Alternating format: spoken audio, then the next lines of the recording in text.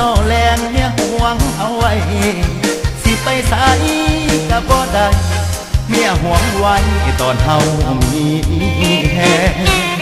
บาดตอนตะลากำลังวังสาเปลี่ยนแปลงไว้มาเหลือใจแทนมีเงินแต่แทนบ่มีเหลือใจเจ้าของกินเหล้าบองยาเปิดหลายขวดนั่งกัดแถวอยู่ปวดดื่มเหล้าหลายขวดแห้งยังบ่มีดื่มเหล้าบองยาแห้งพาให้นอนหลับดีบ่คึกบ่คักจักทีผิดอีหลีโอ้ยบ่เข้มแข็งอยากไปใส่เมียปล่อยให้ไปบ่ห่วงถามไปแต่เศร้าจนคำเมียบ่นำว่าเบิดแหงแนมเห็นผู้สาวขาวว่าบวบแก้มแดงสะอ่อนเดลาคำแพงแต่แห้งไปหาบ่มี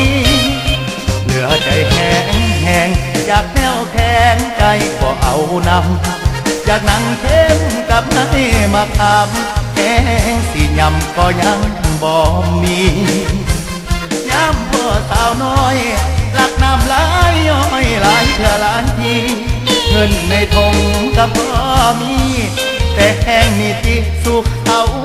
บ่ได้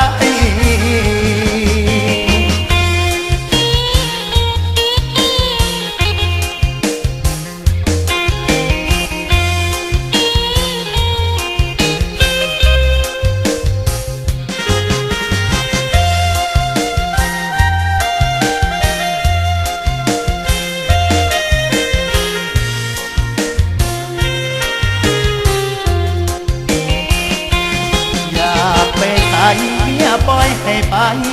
บ่ห่วงห้ามไปแต่เศร้าจนคำเมียบ่นำหูว่าเบิดแหงแนมเห็นผู้สาวขาวว่าบวบแก้มแดงสะอ่อนเดลาคำแพงแต่แห้งไปหาบ่มีเหลือใจแห้งอยากแน่วแทงใจบ่เอานำ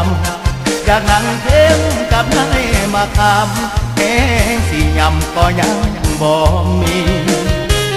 ย้ำพ่อสาวน้อยหลักน้ำหลายย้อยหลายเดือหลายทีเงินในทงก็บ่มีแต่แห้งนี่ที่สุขเขาบ่ได้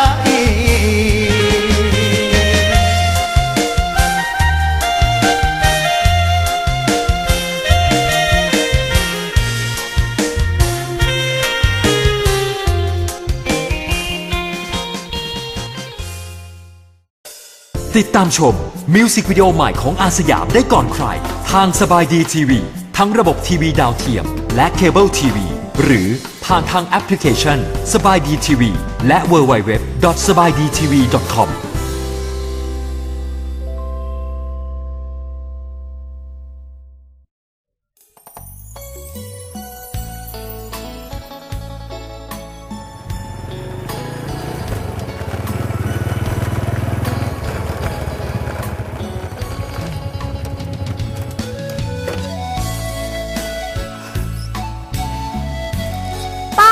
นี่ใช่บ้านผู้ใหญ่มั่นหรือเปล่า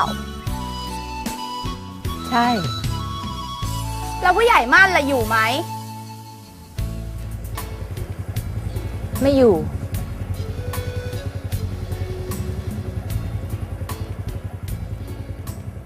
อย่าลืมบอกผู้ใหญ่มั่นนะป้า